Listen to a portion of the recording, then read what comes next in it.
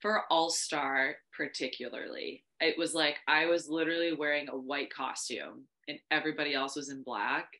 And in the front row, it was like just like a line of full of celebrities of high status. Oh So wow. just to name a few, like Patrick Mahomes and his wife. Hmm. Oh my God, Dwayne Dwayne Wade? Wade. Yeah, I was gonna say Wade Yeah. Reed, but that's the Walgreens in New York. I was like, that's not right. Dwayne Wade, Shaq, Cardi B, Quavo, Holy Kim cow. Kardashian, Kanye West, Chance the Rapper, J. Cole, some TikTokers I don't remember. Um, but yeah, that was like the front row that I That's was, insane. and I was like, oh my God. What's crazy is that My name is Andrew Smith.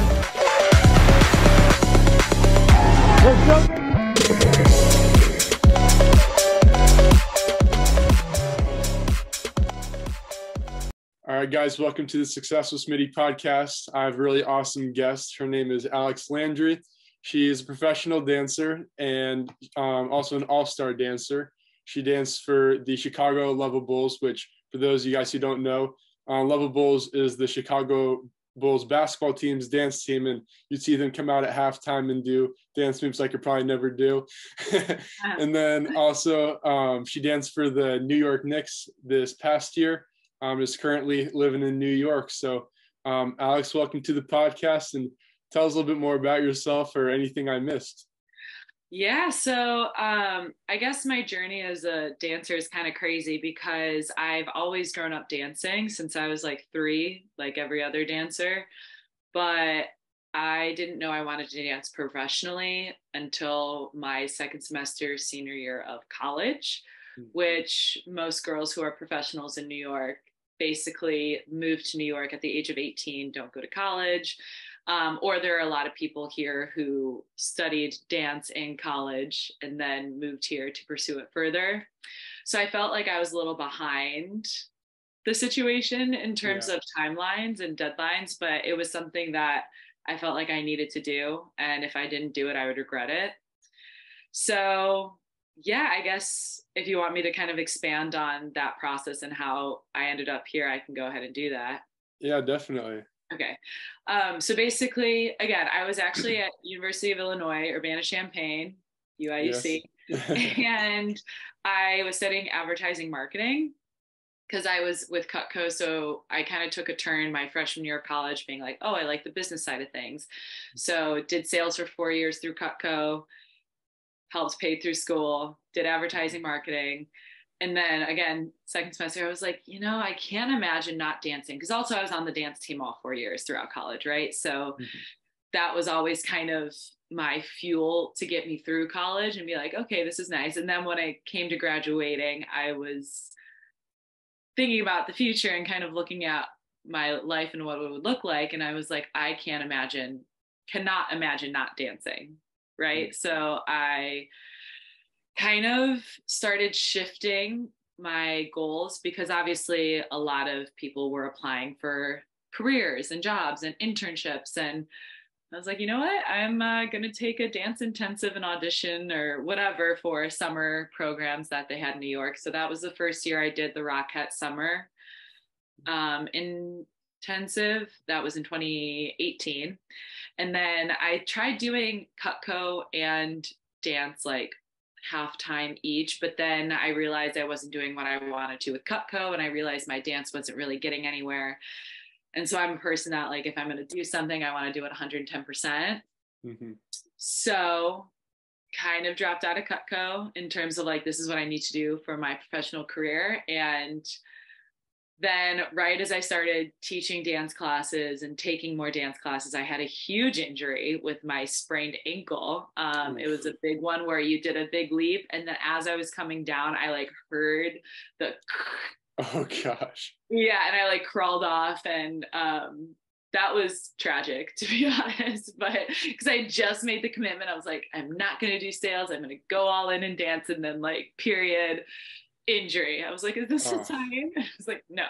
But yeah, and then of course I went, and it wasn't a break, it was a sprain, which is worse than a break.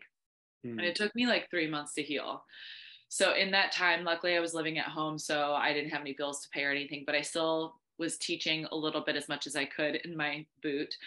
And then auditions for the Rockette Summer Intensive was coming up in January. So I hadn't danced in 3 months, and I just took a couple Advils and did the best that I could, and ended up got invited to their Rockette Summer Invitational, which is like the selective 80 girls that they choose per summer to go to these camps. And they sometimes give contracts out at the end of these camps. That whole entire program is no longer, but that was kind of the process of getting to the Rockettes in the past. Does that make sense? Yeah. Okay. So I was invited that summer, so it was super exciting. And then I started teaching Pure Barre then. So that was just kind of adding another income, layer of income that still kind of had to do with fitness or dance or whatever you want to call it, in that industry. Then that summer, one of my friends was like, hey, we should go to this Luvabulls clinic. And a clinic is basically just where you go and you kind of do what they do with the team and the coach. They get to know you before auditions even happen. So you get a sense of the team, and the team gets a sense of you, and you kind of just get a feel for each other. See if it's a good fit. And she was like, let's go. It was like a 3-hour clinic, so it's a class. I was like, I don't know if it's really my thing. And so she ended up convincing me to go, and I loved it. I was like, I don't know why I wouldn't think this was my thing. It's jazzy, it's hip hoppy, it's fun, it's high energy, and that's the kind of dancing I've always enjoyed. So we went, it was great. I went to another clinic, and I got a fast pass from the coach, which meant that I got to skip the first day of an open call audition and went straight to training camp. Right. So super exciting. Okay, cool. Yeah. However, the week of their training camp was the same exact week as the Rockette Summer Invitational that I got invited to. Oh, that's a tough decision. Yeah. So obviously I have been training for the Rockettes like that whole entire year and a half leading up to it. And Rockettes is ultimately my end goal. Now that I'm here in New York, it's kind of shifted, but obviously it's a great career. It's a great job. I love Christmas and the holidays, so it would be nice, but back then that was my one and only goal. So obviously I was going to do that over the training camp. Mm-hmm. But with that, I was having a conversation with my friend, and she was like, well, why don't you just email the coach and just kind of tell her your situation, and she might be understanding and you might find a way to make something work. And I was like, okay. So I emailed the coach, and I was like, hey, I know this is asking a lot. I don't want you to make any, or want you to feel like you're making any exceptions for me, but is there any way that I could still audition, because I already have this previous commitment with the Rockettes? And so she came back. She was like, I'll keep you posted throughout training week. I'll let you know. So Rockette Summer Invitational was happening. Training week was happening. I am in contact with the coach, and she was basically saying, hey, send me your headshot, your resume, and your dance reel. Dance reel is basically a video of all my dances. Mm-hmm. Like a highlight video, basically? Highlight reel. Yeah, exactly. Yeah. And so when I emailed her that, she was like, okay, there's a private audition this next Monday. So I was like, okay, great. I was thinking there was going to be 20 girls there, because I heard that there are 2 open spots, because typically they hired 20, but they only took 18 at the end of training camp. So I was like, okay, cool. So I get to this place an hour early, just out of being safe, and it's an audition, you don't want to be late. Right. And then 15 minutes beforehand, still no one else is there.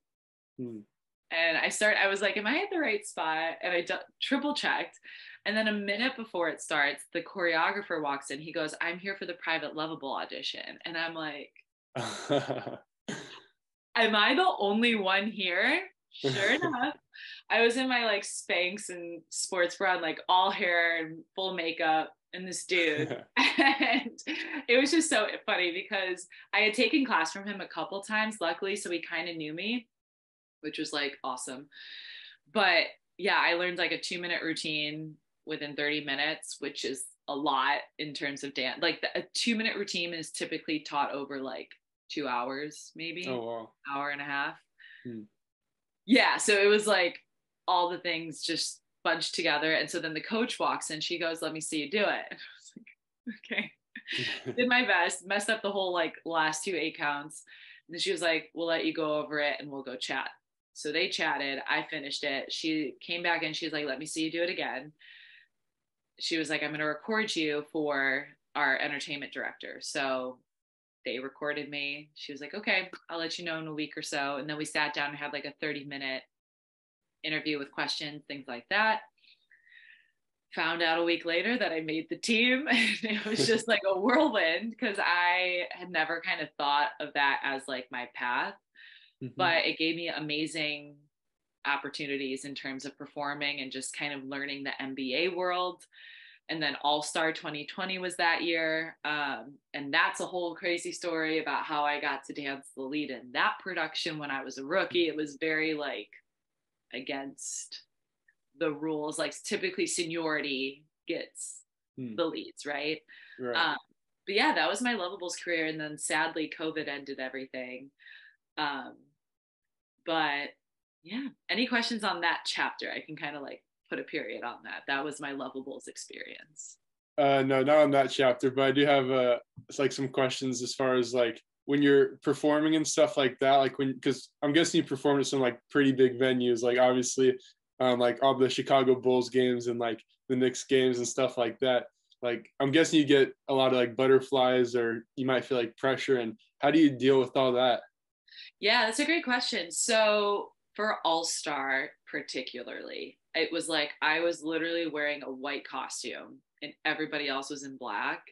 And in the front row, it was like just like a line of full of celebrities of high status. Oh, wow. So just to name a few, like Patrick Mahomes and his wife. Oh my God, Dwayne Wade. Yeah, I was gonna say Wade Reed, but that's the Walgreens in New York. I was like, that's not right. Dwayne Wade, Shaq, Cardi B, Quavo, Kim Kardashian, Kanye West, Chance the Rapper, J. Cole, some TikTokers I don't remember. But yeah, that was like the front row that I was like, oh my God.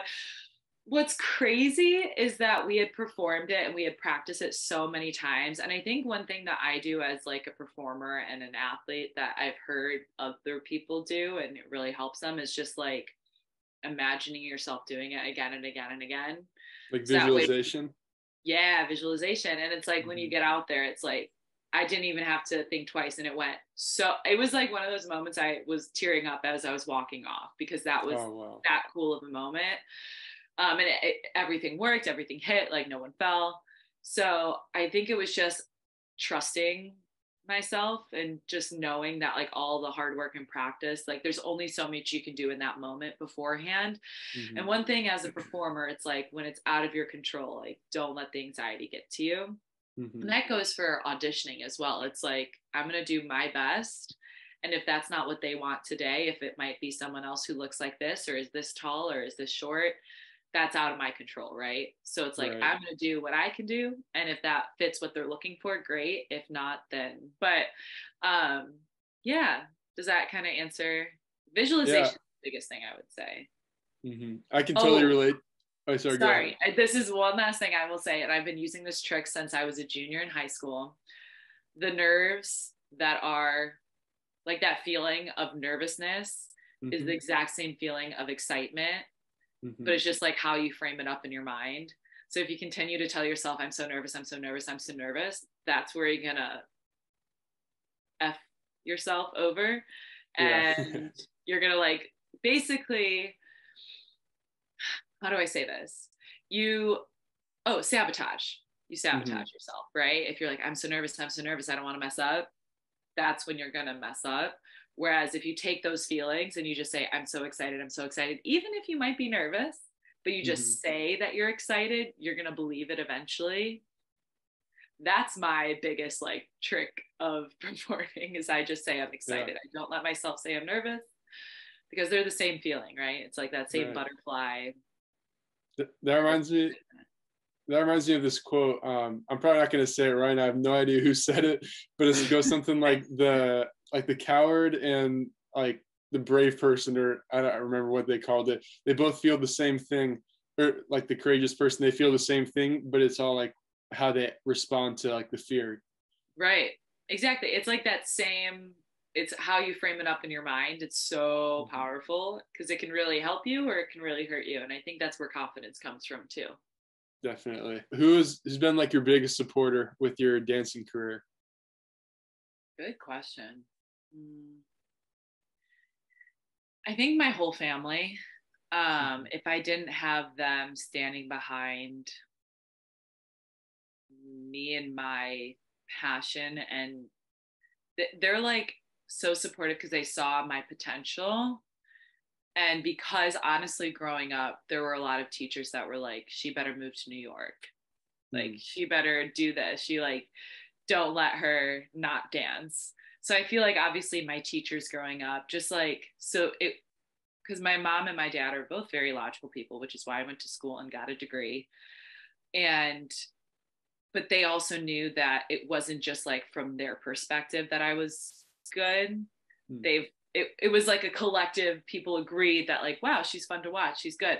So I think that with everybody else supporting me, they were Mhm. able to stand behind me. Obviously, like, I'm their daughter, they're gonna think I'm the best thing since sliced bread or whatever. But I think that if it weren't for them allowing me to live at home for a little bit, and when I move out here, like being supportive and helping me in every way, if they were like, you need to get a real job, who knows if I would have been able to have the courage to like do it without their support. Right. So I think having that solid, and also being able to talk to people and they're like, the next thing's right around the corner, because Mhm. there's so much rejection in this kind of job. It's like kind of hysterical how many times you need to hear no to Oh hear man. yes, but we still do Yeah, it. and I'm Yeah. sure it's super competitive, I'm sure. Yeah. Crazy. Did you have like a athlete, or even if they weren't like a dancer, that you looked up to, or that was kind of like your inspiration? Hmm. I always liked watching the Olympics because you just saw so many people and all their efforts. My favorite thing is watching someone like absolutely nail their routines. I always loved watching gymnastics because it was like the closest thing to dance. Yeah. But I feel like those endorphins of like hitting that performance, like you almost feel that through the TV, right? So that's like why Hmm. you watch something, because you kind of live vicariously through them for that moment. But I don't know if I had like a specific dancer or a specific, I mean, Michael Jordan's mentality is insane. Yeah, Have he's you ever awesome. watched The Last Dance? Oh yeah.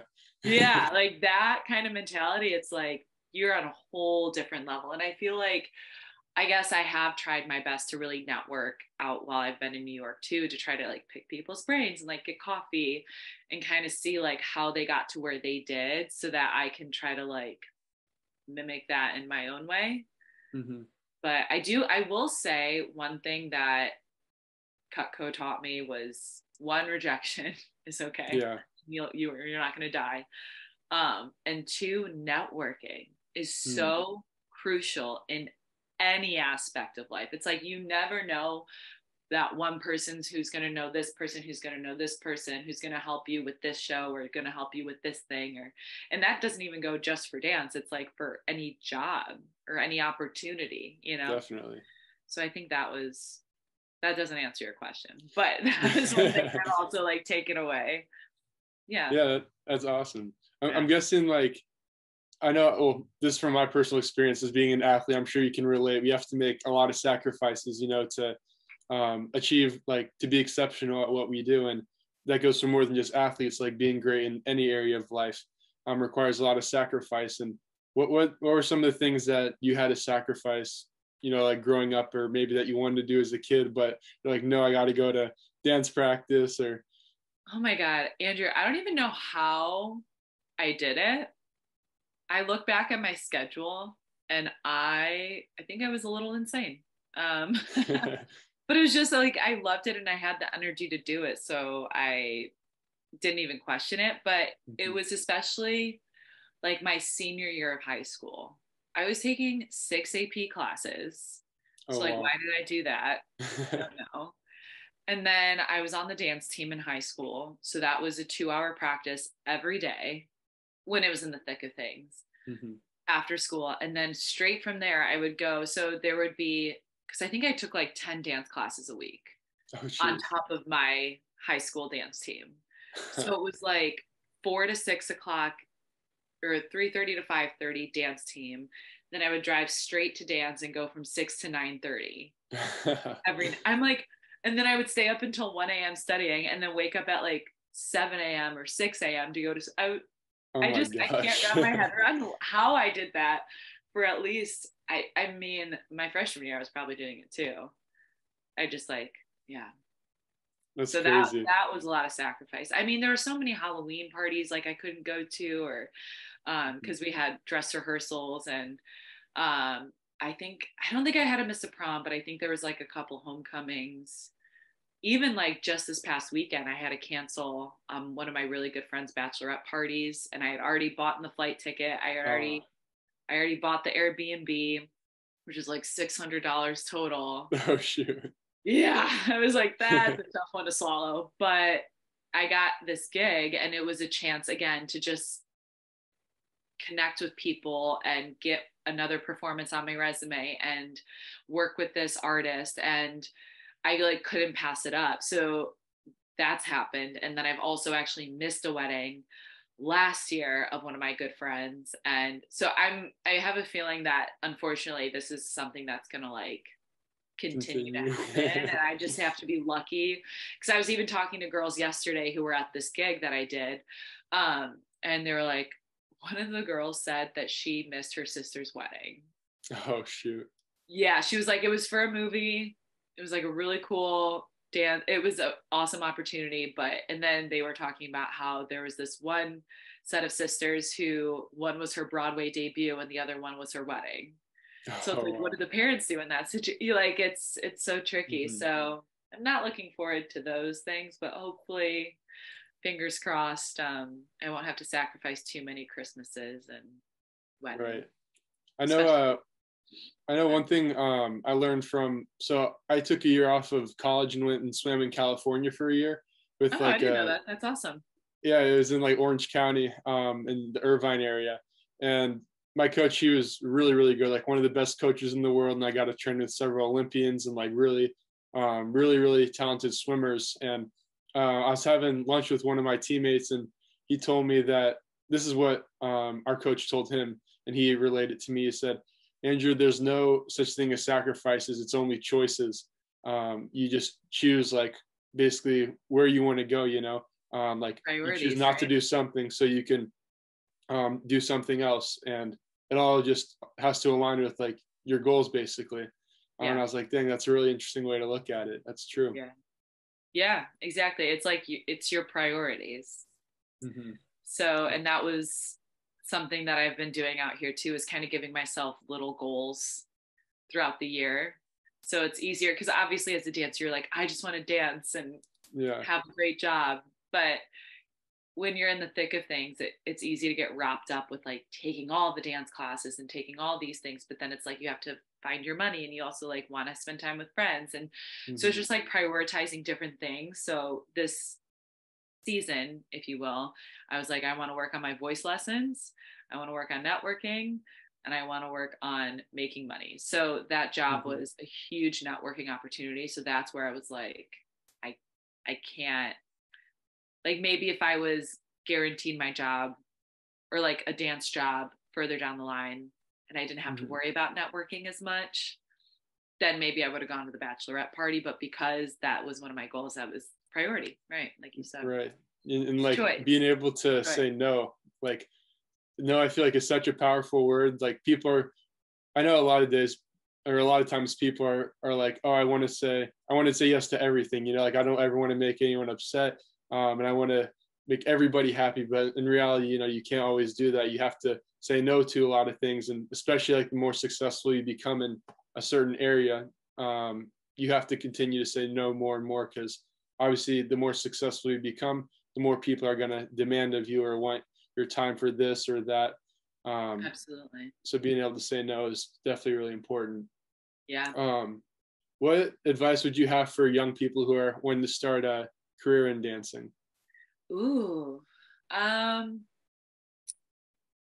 would say always have confidence in yourself, because in the dance world, especially, you're constantly being compared Mm-hmm. to everyone all the time, and you're comparing yourself constantly, right? So just knowing who you are, what your strengths are, and running with that and having that confidence, because even me as like a seasoned dancer, there are times where I get into a room and then I get in my head and I'm like, why did I do that? Yeah. It's like I'm here for a reason. The teacher chose me for a reason. I got hired for this job for a reason. So I feel like it's so easy to kind of get caught up in, well, this person went to this university and they got to dance with this person, and I'm this old and they're 10 years younger than me and they got this job already. Mm-hmm. And so it's like, have patience in your own journey. Mm-hmm. That's the biggest thing, and do what's right for you. Also networking. I know I said that like 3 times now. That once I moved here, I was like, oh, because I thought I could get away with living in Chicago and book jobs out here. Mm-hmm. You have to be in the city to meet people and network and be in the classes, in the environment, going to the happy hours and going to all the different events that people have, going to the shows here and going to the birthday celebration here. It's like that all counts. So that definitely makes sense. I know, what was I just lost my train of thought. Okay, forget it. I don't know what I was even going to say.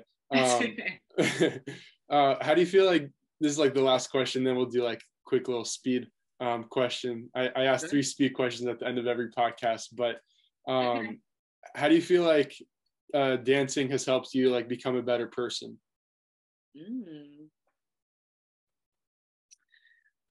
Honestly, dancing just brings me so much joy.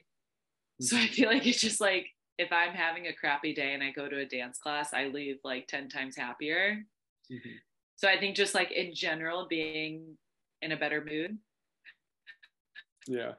has made me a better person. But truly, like, it gives me a solid backbone. There's just like so many things. I'm trying to condense it into smaller thoughts. How does dancing make me a better person? Yeah, I think it's just like sharing that energy. And then I feel like I also push other people to pursue their passions, because I'm so happy that I've been able to go with mine. So there were a couple of girls I was on the teams with the Luvabulls, and she was kind of nervous to take that leap.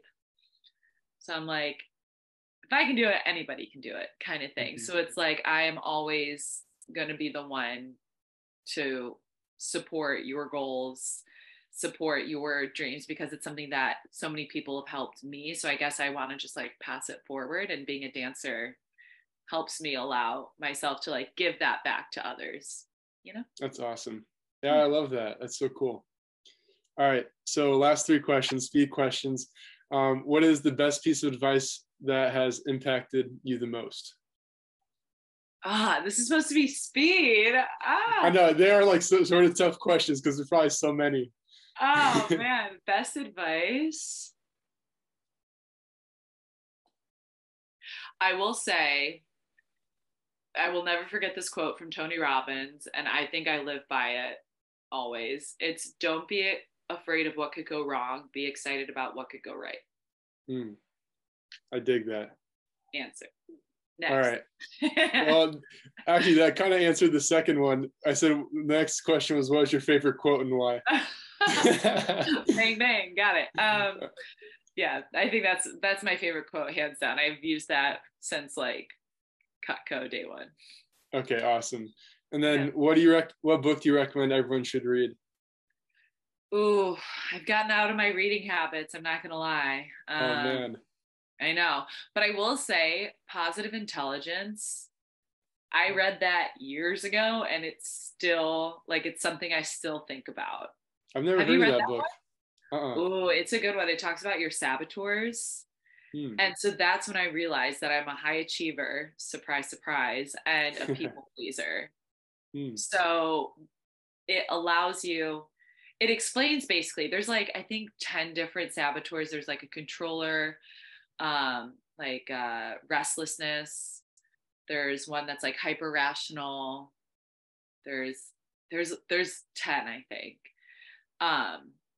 But with that, it shows you how you talk yourself into thinking that's your strength, but in reality it's holding you back. So hyperachiever, it's like if you're not winning, you're losing. That's so interesting.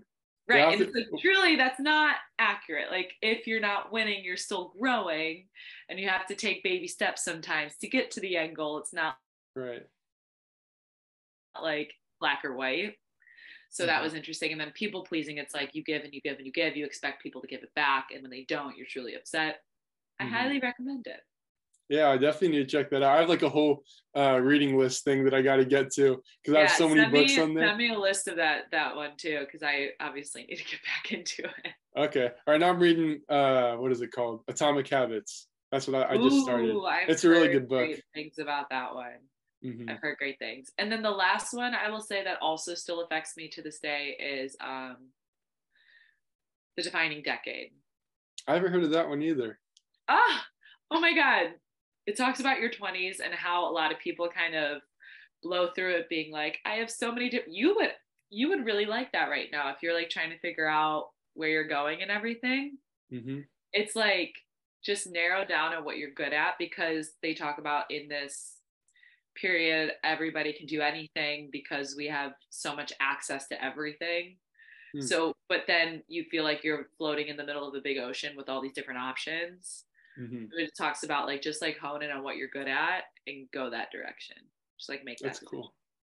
And it talks about like relationships in your 20s. It talks about, I think it's like career, relationships, and then just like life. Yeah, I definitely have to check that out. Thanks for the recommendations. Those both are great. Awesome. Well, thanks for hopping on the podcast, Alex. It was great catching up with you. And crushing out your dance lesson, your dance class. Going to dance class later, New York. What else am I going to do? There you go. Well, it was great talking to you, Andrew. Feel free to reach out next time you're in New York again.